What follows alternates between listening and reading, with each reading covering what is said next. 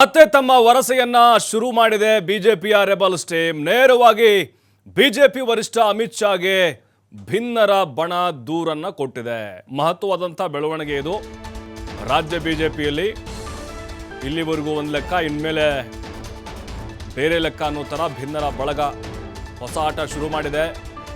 BJP ವರಿಷ್ಠ ಕೇಂದ್ರ ಗೃಹ ಸಚಿವ ಅಮಿತ್ ಶಾಗೆ ದೂರು ಕೊಟ್ಟಿದ್ದಾರೆ.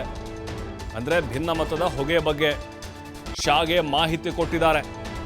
ಕಾರ್ಯಕ್ರಮದಲ್ಲಿ ಅಮಿತ್ ಶಾಗೆ ಚೀಟಿ ನೀಡಿದ್ದಾರೆ ಲಿಂಬಾವಳಿ. ಹಾಗಾದ್ರೆ ಆ ಚೀಟಿಲಿ ಏನಿತ್ತು ಗೊತ್ತಾ?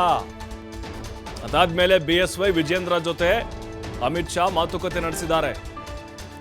ಲಿಂಬಾವಳಿ ಜೊತೆಯೂ ಚರ್ಚೆ ಮಾಡಿ ದೆಹಲಿಗೆ ಬರುವಂತೆ ಸೂಚನೆ ಕೊಟ್ಟಿದ್ದಾರೆ ಅಮಿತ್ ಶಾ. ಈಗ ಬುಲಾವ್ ಕೊಟ್ಟಿದ್ದಾರೆ ರೆಬಲ್ ನಾಯಕರಿಗೆ, ಬಂದ್ಬಿಡಿ ದೆಹಲಿಗೆ, ಅದೇನಿದೆಯೋ ಮಾತಾಡೋಣ ಕೂತ್ಕೊಂಡು ಅಂತ ಹೇಳಿದ್ದಾರೆ.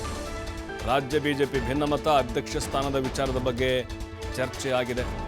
ಹಾಗಾದ್ರೆ ಆ ಚರ್ಚೆ ಬಳಿಕವೇ ರಾಜ್ಯಾಧ್ಯಕ್ಷ ಸ್ಥಾನದ ಬಗ್ಗೆ ತೀರ್ಮಾನಗಳಾಗುತ್ತಾ ಅನ್ನೋದು ಪ್ರಶ್ನೆ. ಈಗ ನೋಡಿ, ದೆಹಲಿಗೆ ದಂಡಯಾತ್ರೆ ಕೈಗೊಂಡಿದ್ರು ಭಿನ್ನರ ಬಳಗ, 1-2 ಸಾರಿ ಹೋಗಿ ಬಂದ್ರು. ಆದರೆ ಅಮಿತ್ ಶಾ ಭೇಟಿಗೆ ಅವಕಾಶ ಅಲ್ಲಿ ಸಿಕ್ಕಿರಲಿಲ್ಲ. ನಿರಾಸೆಯಿಂದ ಹೊರಗಡೆ ಬಂದರು. ಉಳಿದಂಥ ನಾಯಕರನ್ನ ಭೇಟಿ ಮಾಡಲಿಕ್ಕೆ, ನಡ್ಡಾ ಅವ್ರನ್ನ ಭೇಟಿ ಮಾಡಲಿಕ್ಕೆ ಅವಕಾಶ ಸಿಕ್ತಿತ್ತು. ಅಮಿತ್ ಶಾ ಗೊತ್ತಿತ್ತು ಅವರು ದೆಹಲಿಗೆ ಬಂದಿರುವಂಥ ಉದ್ದೇಶವೇ ನನ್ನನ್ನು ಮೀಟ್ ಮಾಡಲಿಕ್ಕೆ, ವಿಜೇಂದ್ರ ವಿರುದ್ಧ ದೂರುಗಳ ಸುರಿಮಳೆಯನ್ನು ಸುರಿಸಲಿಕ್ಕೆ ಅಂತ. ಹಾಗಾಗಿ ಅವ್ರಿಗೆ ಟೈಮ್ ಕೊಡ್ತಾ ಇರಲಿಲ್ಲವೇನೋ ಗೊತ್ತಿಲ್ಲ. ಈಗ ರಾಜ್ಯಕ್ಕೆ ಬಂದಿದ್ದರು. ಕಾರ್ಯಕ್ರಮವೊಂದರಲ್ಲಿ ಅರವಿಂದ ಲಿಂಬಾವಳಿ ಕೂಡ ಭಾಗಿಯಾಗಿದ್ದರು. ನೋಡಿ, ಭಿನ್ನರ ಬಳಗ ಮತ್ತು ವಿಜೇಂದ್ರ ಬಳಗ ಒಂದೇ ವೇದಿಕೆಯನ್ನು ಇವತ್ತು ಹಂಚಿಕೊಂಡಿದ್ದರು. ವೇದಿಕೆ ಮೇಲೆ ಯಡಿಯೂರಪ್ಪನವರಿದ್ದರು, ವಿಜೇಂದ್ರ ಇದ್ದರು, ಅರವಿಂದ್ ಲಿಂಬಾವಳಿ ಕೂಡ ಕೂತಿದ್ದರು ಯಡಿಯೂರಪ್ಪನವ್ರ ಪಕ್ಕ.